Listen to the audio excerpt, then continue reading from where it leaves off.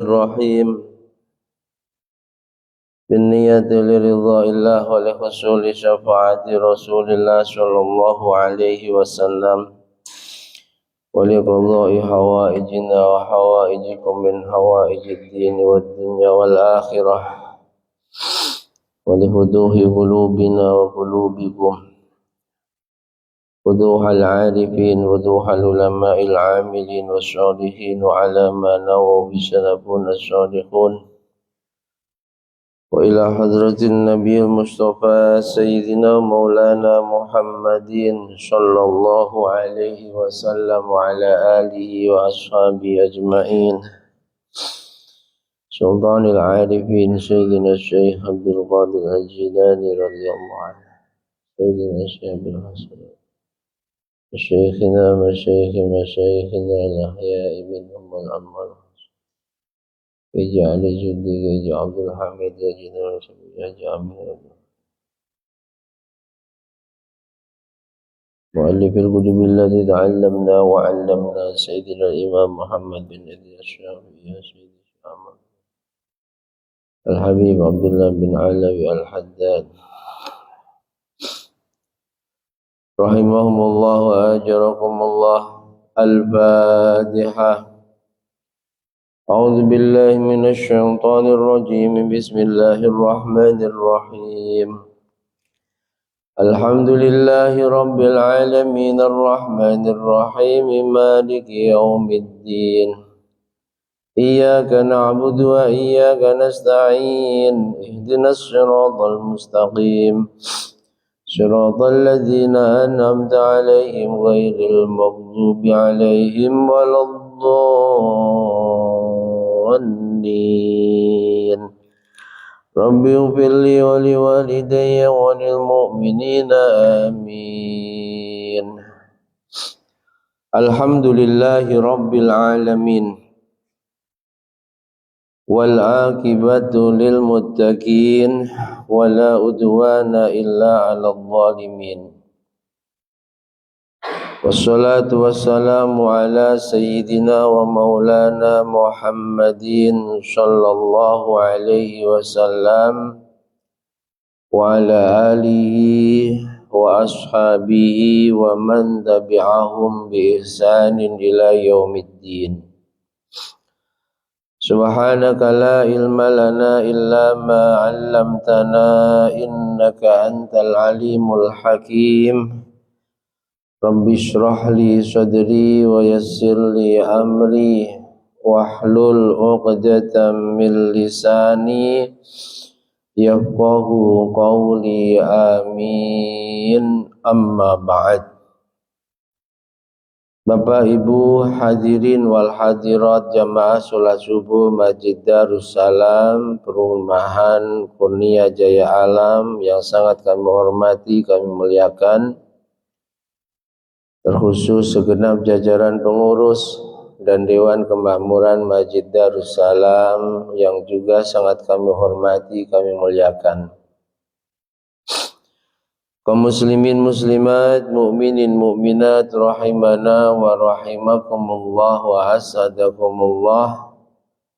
Alhamdulillahi rabbil alamin. Mari tiada pernah bosan senantiasa kita panjatkan kehadirat Allah Subhanahu wa taala sebagai bukti syukur bil lisan kita kepadanya, yang sungguh hanya karena limpahan rahmat, nikmat, terutama nikmatil iman wal Islam, juga limpahan taufik hidayah serta inayahnya lah kembali di pagi hari ini kita bisa menjaga keistiqomahan kita melaksanakan sholat fardu subuh secara berjamaah dan dilanjutkan dengan duduk di majelis ilmu setelah sholat fardu berjamaah. Mudah-mudahan dengan segala kekurangan majelis kita ini Allah benar-benar berkenan meridhoi dan menerimanya menjadi majelis yang istiqamah, yang membawa barokah, membawa manfaat, juga membawa maslahah untuk agama, dunia dan akhirat kita. Amin, amin, Allahumma amin. Bapak Ibu hadirin wal hadirat jamaah semuanya yang dirahmati Allah, mari kita lanjutkan kajian rutin kita, kitab An-Nasaikhud Diniyah wal Wasaya Al-Imaniyah, karya beliau Al-Habib Abdullah bin Alawi Al-Haddad. Pembahasan masih tentang ciri-ciri orang yang lalai dari mengingat Allah. Dan kalau tergolong orang yang lalai dari mengingat Allah, innallaha la yasma'u du'aan, Allah tidak akan mau mendengar doanya, wa dzikron, dan juga tidak akan mau mendengar apalagi sampai menerima zikirnya. Naudzubillahi min. Bismillahirrahmanirrahim. Qala al-muallif rahimahullahu ta'ala wa nafa'ana bihi wa bi ulumihi wa bi asrarihi wa bi anwarihi fid dharaini amin. Wa minal ghaflah, di antara tanda orang itu lalai dari mengingat Allah, alla yaksura dzikral maut wa ma ba'dahu min umuril akhirah wa ahwala ahli sa'adah wa ahli syaqawati fiha. Yani ketika orang itu tidak mau banyak mengingat mati, tidak mau sering mengingat mati, juga mengingat perkara-perkara yang akan dialami oleh seluruh hambanya Allah setelah kematiannya, perkara-perkara di alam akhiratnya. Mengingat kematian Bapak Ibu ini sesuatu yang diperintahkan, ya. Nabi Shallallahu Alaihi Wasallam bersabda, aktsiru dzikra hadzimil ladzat. Aktsiru, sering-seringlah kalian, dzikra hadzimil ladzat, mengingat perkara yang bisa memutuskan, menghentikan berbagai macam kenikmatan dan kelezatan. Apa perkara itu? Yakni al-maut. Yang dimaksud Nabi, perkara yang bisa memutuskan, menghentikan berbagai macam kenikmatan dan kelezatan adalah kematian.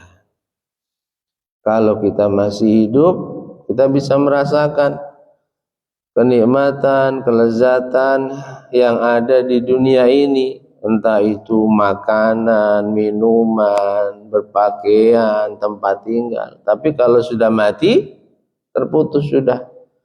Tak bisa kita menikmati apa yang di dunia ini. Kita diperintahkan sering mengingat kematian. Sering mengingat kematian. Sehingga ketika orang itu sering mengingat kematian, akhirnya sadar sesadar-sadarnya bahwa setelah mati ada kehidupan yang lebih langgeng, yang lebih abadi, yang juga perlu dicarikan bekal. Dia akan menjadi pribadi yang dalam mengisi sisa umurnya diisi hanya dengan kebaikan demi kebaikan.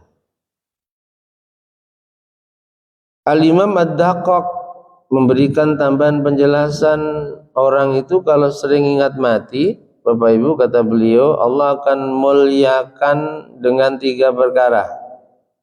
Muliakan dengan 3 perkara. Man aktsara dzikral maut, siapa yang sering mengingat kematian, akramahullah bisalasati asya. Allah akan memuliakannya dengan 3 perkara. 3 perkara tersebut apa? Yang pertama, ta'jilut taubah, akan menyegerakan bertobat, tidak akan pernah menunda tobatnya, karena dia sadar bahwa kematian itu datangnya mendadak. Israel tidak ngabari dulu, Luqman seminggu lagi kamu mati, enggak. Mendadak, enggak dikasih tahu. Ketika sadar bahwa kematian itu mendadak, sementara pintu taubat ini ditutup sebelum kematian, tepatnya saat nyawa sampai di kerongkongan sakaratil maut, maka dia akan berupaya untuk menyegerakan taubat. Khawatir kalau sampai belum taubat dengan benar, sudah keburu meninggal dalam keadaan masih membawa segunung sesamudra dosa yang belum ditobati. Naudzubillahi min. Satu. Yang kedua, orang yang sering mengingat kematian, an-nasyatu fil ibadah. Allah akan beri kemampuan, dia giat, semangat, rajin beribadah, seolah-olah itu ibadah yang terakhirnya. Nabi SAW memberikan motivasi pada kita semua, kalau kita sedang ngerjakan amal akhirat, ka'annaka tamutu godan, maka seolah-olah kamu ini besok mati. Kita sedang sholat nih, merasalah bahwa besok bahkan mungkin sesudah sholat kamu mati. Sehingga ketika kita merasa setelah sholat ini aku mati, aku akan persembahkan sholatku ini, sholat yang terbaik dalam hidupku kepada Allah Subhanahu wa ta'ala. Tapi ketika pekerjaan tentang dunia, i'mal lidunyaka ka'annaka ta'ishu abadan, bekerjalah untuk duniamu seolah-olah kamu akan hidup selamanya. Sehingga semangat, jangan dibolak-balik. Kerja untuk dunia ingat mati, ya enggak semangat. Ngapain semangat wong nanti pulang kerja mati aku, ya enggak semangat. Giliran kerjaan akhirat, sholat, baca Quran mungkin, atau puasa, seolah-olah dia mau hidup selamanya, ya akhirnya gak berupaya untuk mempersembahkan ibadah kita itu hidangan yang terbaik kepada Allah. Masih lama kok hidupku, santai aja, sholat kita saya cek-cek, nanti diperbaiki kalau sudah menjelang mati. Nah, ini makanya jangan dibolak-balik. Kalau pas kita kerja, Nabi ajarkan ka'annaka ta'ishu abadan, seolah-olah kamu akan hidup selamanya. Sehingga semangat, masih puluhan tahun saya hidup di dunia, masih perlu bekal banyak. Sungguh-sungguh hanya untuk meningkatkan, menguatkan etos kerja kita. Tapi kalau lagi amal akhirat, ka'annaka tamutu godan, seolah-olah habis amal itu kamu mati. Maksimal besok kamu mati. Sehingga kita maksimalkan kualitas amal kita yang kita persembahkan kepada Allah. Dan yang ketiga, qanaah, ya. Orang yang sering mengingat kematian qanaah, artinya tidak rakus apa yang telah Allah tentukan untuknya. Yang penting dia sudah ikhtiar maksimal, masalah rizki diterima, gak rakus. Ngapain rakus-rakus, toh kita mati gak kita bawa sepeser pun dari rupiah kita. Bahkan mungkin kita punya rumah mewah 1 paku pun, tidak akan kita bawa mati. Orang yang sering ingat kematian, Allah akan muliakan, memiliki hati yang qanaah. Pokoknya hanya kerjanya maksimal, hasilnya pasrah sama Allah. Enggak kok hidup ini hanya untuk kerja, sampai enggak sempat ke masjid, apalagi hadir di majlis silaturahim dengan yang lain juga enggak sempat. Berangkat pagi, sesudah subuh pulang, orang sudah pada tidur. Ini rugi serugi-ruginya. Sudah terkumpul apa yang diinginkan begitu banyak, asetnya bertambah, mobilnya bertambah, deposit uangnya juga terus bertambah. Innalillahi wa inna ilaihi rajiun. Mati dia. Ada yang dibawakah? Dari semua yang dia kumpulkan sampai siang malam kerja, kepala dijadikan kaki katanya, kaki dijadikan kepala, enggak ada sepeser pun, rugi serugi-ruginya. Pokoknya yang terbaik, tetap kita diperintahkan untuk mencari bekal hidup kita di dunia, tapi jangan pernah lupakan kamu juga akan hidup di akhirat, di mana kehidupan akhirat lebih baik, lebih lama, lebih abadi dibanding dunia, sehingga perlu dicarikan bekal juga sebanyak-banyaknya. Jadi ya saatnya kerja, saatnya jamaah, saatnya kumpul dengan tetangga, silaturahim, ngopi, ya, santai. Kata Imam Syafi'i dalam beberapa diwannya tentang masalah qanaah, andai memang takaran rizkimu itu banyak, kamu kerja santai, ta'ani, tetap kamu akan dapat rizki banyak. Sebaliknya, andai memang takaran rizkimu dari sononya itu sedikit, siang malam kerja sampai, mohon maaf, perintahnya Allah ditunda, bahkan ditinggalkan, gak sempat kumpul tetangga, gak sempat hadir di majelis. Kalau sedikit tetap sedikit.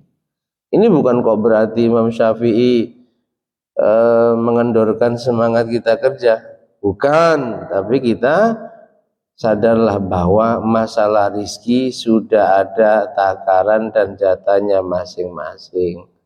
Kita wajib cari rizki, tapi jangan lalu tak ada beda antara kita dengan kerbau. Kata Buya Hamka, ya, kalau hidupmu hanya untuk makan, minum, kumpul istri, terus apa beda kamu dengan kerbau? Na'udzubillahi min. Benar nggak? Nggak sempat sholat, nggak sempat jamaah, nggak beda dengan kerbau. Na'udzubillahi min. Jadi mengingat kematian, mengingat perkara-perkara setelah kematian, mengingat aku nanti kalau mati tergolong orang yang sa'adah, bahagia, husnul khotimah atau tidak. Kalau sudah mati di alam kubur, ini merasakan nikmat apa siksa kubur, itu tiada hari tanpa memikirkan itu. Tapi ya tidak kok kemudian hanya memikirkan itu saja, tidak. Tapi tiada hari tanpa memikirkan itu, sehingga apa? Dia akan menjadi pribadi yang satu, ta'jilut taubah, menyegerakan taubat, gak akan ditunda. Yang dua, an-nasyad fil ibadah, menjadi pribadi yang giat beribadah, seolah-olah dia besok mati, sungguh-sungguh ibadahnya kepada Allah. Dan yang ketiga, al-qanaah, akan memiliki sifat mulia qanaah, kerja sekerja-kerjanya, tidak sampai sebab alasan kerja meninggalkan perintahnya Allah. Na'udzubillahi min. Wa minal ghaflah, di antara tanda lalainya hati seseorang dari mengingat Allah lagi, alla yaksura mujalasatal ulama billah wa bidini, gak suka kumpul di majelis ilmu, gak suka kumpul di majelisnya para ulama, ulama-ulamanya Allah yang hari-hari disampaikan firman-firmannya Allah, sabda-sabda Rasulullah, syariatnya Allah, gak suka kumpul. Padahal Nabi pernah berpesan agar kita selalu kumpul dengan para ulama, selalu hadir di majelisnya para ulama. Iyyakum bimujalasatil ulama wastima'i hikmatil hukama, kata Nabi. Selalulah kamu hadir di majelis ilmu, di mana di majelis itu disampaikan kalam-kalam hikmah, ilmu-ilmu yang bermanfaat. Bimujalasatil ulama, duduk bersama para ulama. Di mana ya? Di majelis ilmu. Bukan di kedai kopi, bukan, ya. Apalagi di kafe, bukan. Fa innallaha, kata Allah, mengapa kita, kata Rasulullah, diperintahkan untuk sering duduk di majelis ilmu, di mana di majelis itu kita otomatis akan mendengarkan kalam-kalamnya para ulama, ilmu-ilmu yang bermanfaatnya para ulama. Fa innallaha yunawwirul qalbal maitah, karena sungguh Allah ini akan menghidupkan hati yang mati, menyinari hati yang gelap. Sebagaimana Allah menghidupkan, menyuburkan tanah-tanah yang tandus, yang kering, bima'il matar, dengan air hujan. Kalau kita kok merasa ibadah berat, males, tapi kalau diajak maksiat semangat, nggak ada banyak alasan, itu pertanda hati kita sedang problem, Bapak Ibu. Hati kita sedang keras, perlu dilunakkan. Hati kita sedang mati, perlu dihidupkan kembali. Dan di antara kiat petunjuk dari Rasulullah yang paling manjur untuk menghidupkan hati yang mati, untuk melunakkan hati yang keras, untuk menyinari hati yang gelap, adalah bimujalasatil ulama. Satu, dengan sering duduk di majelisnya ulama nih, majelis ilmu. Majelis ilmu yang benar ya. Jangan judulnya majelis ilmu tapi isinya cacian, makian, ghibah, adu domba. Harus selektif nih ya. Kan sering, nanti mohon maaf kalau sudah mendekati pil-pil itu judulnya tabligh akbar tapi nyerang sono, nyerang sini. Kadang pribadi seseorang yang memang dia tidak milih diserang. Hindari, itu bukan majelisnya Rasulullah. Majelis Rasulullah ya majelis yang jelaskan halal haram, mengingatkan kita kematian, jelaskan syariatnya Allah. Itu bimujalasatil ulama. Satu, dengan sering duduk di majelis ilmu, wastima'i hikmatil hukama, dan sering mendengarkan untian-untian kalam hikmahnya para ulama. Kita sudah sering ngaji masih juga keras. Nah, jawabannya, lah kamu sering ngaji saja masih keras, apalagi nggak ngaji, bisa kafir kamu nanti. Nauzubillahi min jalasatil ulama wastima'i hikmatil hukama. Al-mudzakkirina bi ayyamihi wa ali wa wa'di wa wa'idihi, di mana ulama ini ya yang disampaikan adalah janji-janjinya Allah bagi mereka yang ahli taat, ancaman-ancamannya Allah bagi mereka yang ahli maksiat. Gak ada lain, gak ada. Lalu kita nyampaikan kalamnya ulama isinya ghibah orang, itu gak ada. Nyampaikan janji, kabar gembira untuk mereka yang iman dan ahli taat, juga nyampaikan ancaman untuk mereka yang ingkar ahli maksiat. Al-muharridina ala ta'atih. Ulama kalamnya nganjurkan agar kita menjadi pribadi yang ahli taat, ya. Jadi pribadi yang ahli taat, selalu fastabiqul khairat, berlomba-lomba dalam kebaikan, nggak mau kalah kalau masalah akhirat, masalah kebaikan dengan yang lain, selalu ingin menjadi sang juara, itu yang terbaik, ya.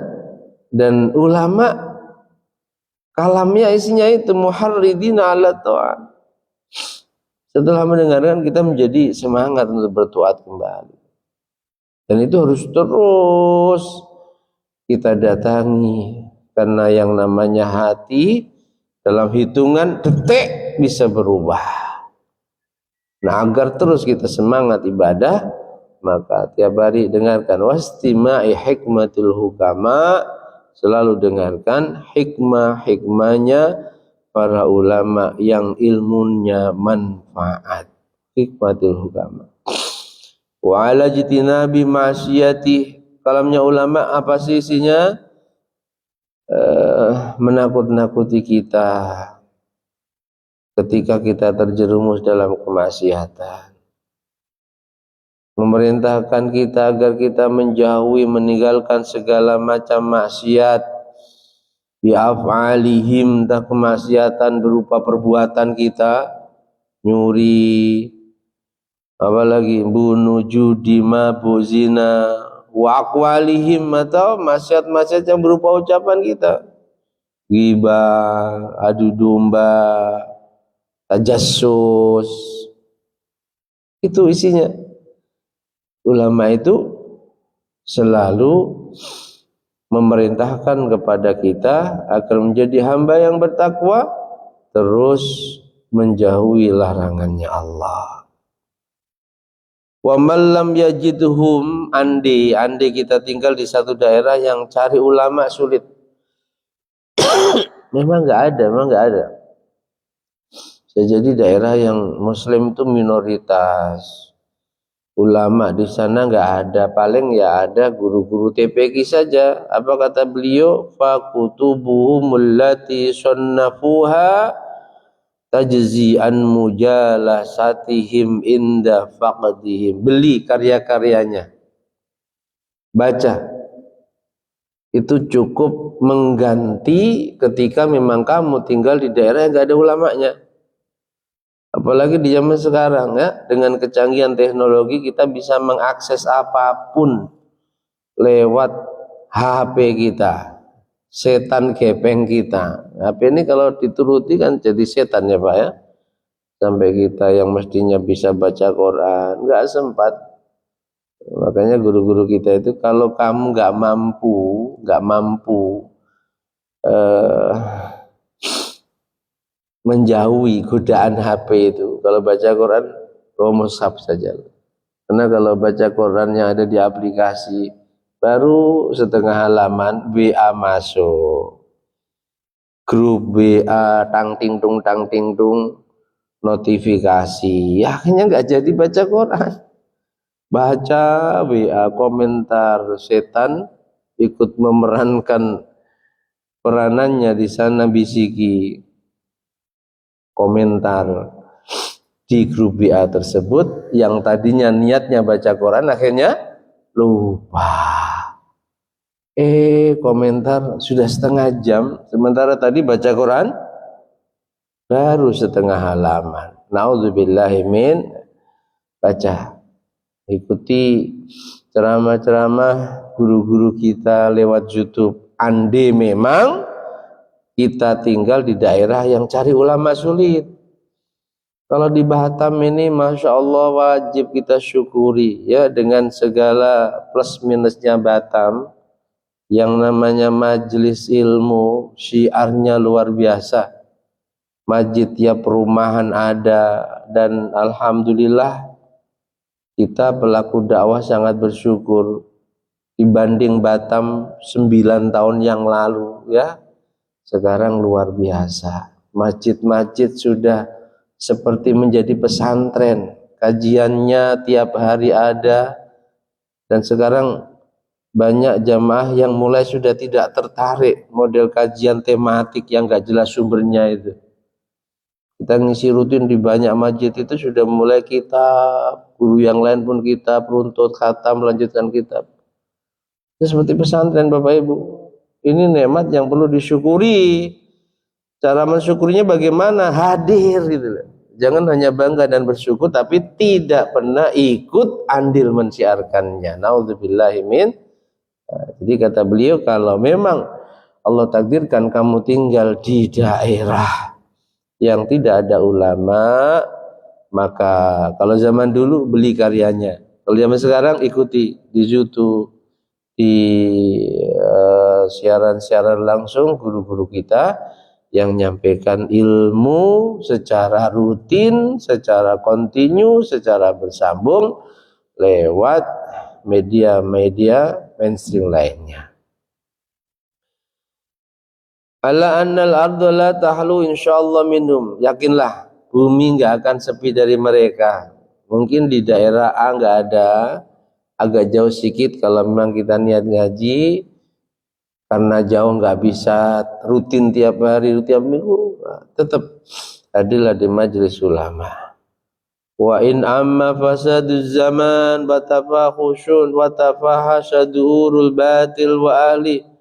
Meskipun kalau kita mau jujur, ini zamannya Al-Habib Abdullah bin Alawi Al-Haddad beberapa abad yang lalu beliau sudah mengatakan meskipun kalau mau jujur zaman sekarang ini amma fasaduz zaman, banyak kerusakan, banyak fitnah. Tafahasyaduhurul batil, orang melakukan kebatilan sudah enggak malu-malu lagi, terang-terangan, dan pengaruhnya luar biasa. Terlebih kepada generasi muda yang iman mereka belum sekuat setangguh generasi tua. Gampang terombang-ambing, rusak akhlak mereka, akidah mereka. Inilah zaman yang 15 abad yang lalu Nabi katakan zaman mulai rusaknya akidah umat Nabi Muhammad, moralitas umat Nabi Muhammad. Kalau di zaman seperti itu kok masih ada umatku yang nelateni menghidupkan sunnahku, jamaah ya, hadir di majelis ilmu, mensyiarkan simbol-simbol agamanya Allah. Man ahya sunnati, siapa yang menghidupkan sunnahku inda fasadi ummati, ketika sudah mulai banyak umatku yang rusak akhlaknya, rusak moralnya, dekadensi moral ya. Apa kata Nabi? Falahu ajru mi'ati syahid. Baginya umatku yang masih nelateni sunnah Rasulullah, nelateni jamaah, nelateni baca Quran, nelateni majelis-majelis ilmu, menghidupkannya, baginya pahala 100 orang yang mati syahid. Alhamdulillah, kan jangan sepelekan ya Pak. Satu sisi diakui atau tidak, memang zaman sudah seperti ini. Jangankan sekarang ya, di zaman Habib Abdullah bin Alawi Al-Haddad saja beliau sudah mengatakan tak perlu khawatir, ulama pasti ada, majelis ilmu yang benar lurus isinya ngaji halal haram syariatnya Allah pasti ada, meskipun zaman sudah mulai rusak. Kata beliau, amma fasaduz zaman wa tafahasha duhurul batil, meskipun zaman orang melakukan kebatilan sudah tidak malu-malu lagi, terang-terangan bahkan bangga. Tapi tak perlu khawatir, annal ardu la takhlu insyaallah minhum, jika Allah berkehendak maka bumi ini tak akan sepi dari para ulamanya Allah. Wa adbarul khas wal am wa aradu anillah wa an iqamatil haq illa man sya'allah wa qalilum mahu. Dia katakan, tak perlu khawatir. Meskipun mungkin jumlahnya tidak seperti zaman yang terbaik, zaman Nabi, zaman tabi'in, zaman tabi'in, tapi tak perlu khawatir. Pasti bumi Allah tidak akan sepi dari para ulama. Ketika Allah jumpakan kalian dengan para ulama, istifadah, ambil manfaat, ambil faedah, ambil kebaikan darinya. Karena 3 perkara yang nanti nuntut kita semua di akhirat. 1, masjid yang dikosongkan. Oh, nuntut kita nih. Kita ini dekat dengan masjid, gak pernah datang ke masjid. Sekali datang ke masjid, sholatnya yang mestinya itu di belakang imam, di depan imam, disolati. Nuntut kita masjid. Ya Rob, hambamu fulan dekat denganku selama hidupnya, nggak pernah datang ke tempatku, sekali datang disolati. Yang kedua, mushaf mu'attalun. Kita banyak punya mushaf, punya Quran berbagai macam bentuk dan variasi tulisannya, kecil, sedang, besar ada, tapi mu'attalun nggak pernah kita buka. HP ada banyak aplikasi mushaf, yang sering kita buka mushaf, Quran, apa Facebook, apa YouTube? Ayo jujur. Banyak Pak. Wah, ini aplikasi bagus, di-download. Nggak pernah dibuka. Ini namanya mushaf mu'attalun. Bahkan yang dipajang itu sampai berdebu, belum tentu setahun sekali dibaca. Paling dibersihkan debunya kalau Ramadan sesekali dibaca. Ini mushaf, Bapak Ibu akan nuntut kita. Ya Rob, hamba mau pulang, selama hidupnya nggak pernah nyentuh aku, apalagi sampai baca diriku. Nauzubillahi min. Dan yang ketiga, ulamanya Allah yang mu'attalun juga kita sia-siakan. Ada seorang ulama, jelas background ngajinya di mana, juga memang jelas kealimannya, nggak pernah kita belajar kepadanya, nggak pernah ada upaya supaya ilmunya manfaat, kita kasih waktu agar nyampaikan ilmunya. Ini juga nuntut kita. Na'udzubillahi min. Mudah-mudahan kita tidak tergolong di hari kiamat nanti hamba-hamba yang dituntut masjid yang ada di sekitar kita, dituntut mushaf Al-Quran, entah yang fisik kita pajang di almari kita atau yang digital di HP-HP kita, juga tidak dituntut oleh ulama-ulama yang tinggal di sekitar kita, karena kita biarkan ulama ini nganggur, nggak bisa nyampaikan ilmunya. Na'udzubillahi min dzalik. Mudah-mudahan, amin amin, Allahumma amin. Meskipun sedikit pasti ada. Tak perlu khawatir, bumi tidak akan sepi dari ulamanya Allah. Meskipun qalilum mahum, sedikit sekali mereka. Tapi sekali lagi, Batam dengan segala plus minusnya, kita wajib syukur ya. Syukur itu harus dibuktikan, jangan hanya bangga cerita di mana-mana, tapi sabrek majelis yang ada di sekeliling kita gak pernah kita datangi. Khawatir kita tidak tergolong hamba yang bersyukur, tapi hamba yang kufur nikmat agung dan mulia dari Allah berupa majelis ilmu ada di sekeliling kita, jaraknya dekat, aksesnya mudah, kita hanya bangga. Khawatir kita tergolong hamba yang kufur nikmat. Kalau kufur nikmat, wala in kafartum inna adzabi lasyadid, yang akan Allah berikan pada kita hanya siksa yang menyakitkan, syadid, yang sangat menyakitkan. Amin Allahumma. Dzalika liqaulin nabi. Kita lanjutkan pada pertemuan berikutnya. Allah alam bisawab. Al-Fatihah.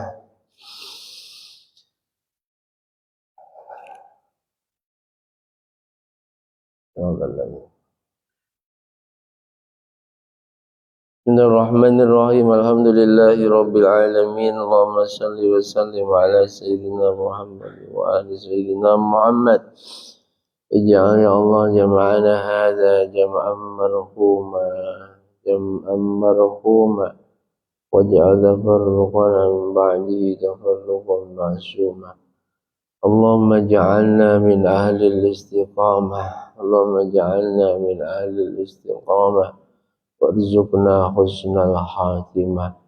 Allahumma barik lana fi Sya'ban wa ballighna Ramadan fi lutfi wa afiyati wa salamati wa bulughil maram. Allahumma wasi' alaina rizqana wa atif alaina khalqaka bi rahmatika ya arhamar rahimin. Rabbana taqabbal minna innaka antas samiul alim. Wa sallallahu ala sayyidina Muhammad wa alihi wa sahbihi wa sallam. Walhamdulillahi rabbil alamin. Bismillahirrahmanirrahim. Wal 'asri innal insana lafi khusrin illa alladhina amanu wa amilus solihati wa tawasaw bil haqqi wa tawasaw bis sabr. Subhanakallahumma wa bihamdika Ashhadu an la ilaha illa anta astaghfiruka wa atubu ilaik. Subhanallahi wa bihamdih adada khalqi wa ridha nafsi wa zinata arshi wa midada kalimatih. Subhanallahi wa bihamdih adada khalqi wa ridha nafsi wa zinata arshi wa midada kalimatih. Subhanallahi wa bihamdi adada khalqi wa ridha nafsi wa zinata arshi wa midada kalimatih. Subhanallah walhamdulillah wa la ilaha illallah wallahu akbar wa la hawla wa la quwwata illa billahil aliyyil azim. Adada ma alima Allah wa zinata ma alima Allah wa mil'a ma alimallah. Demikian, ada kurang dan lebihnya mohon maaf. Akhirul kalam, hadanallahu wa iyyakum ajma'in wal 'afu minkum. Assalamualaikum warahmatullahi wabarakatuh. Sallu ala Nabi Muhammad.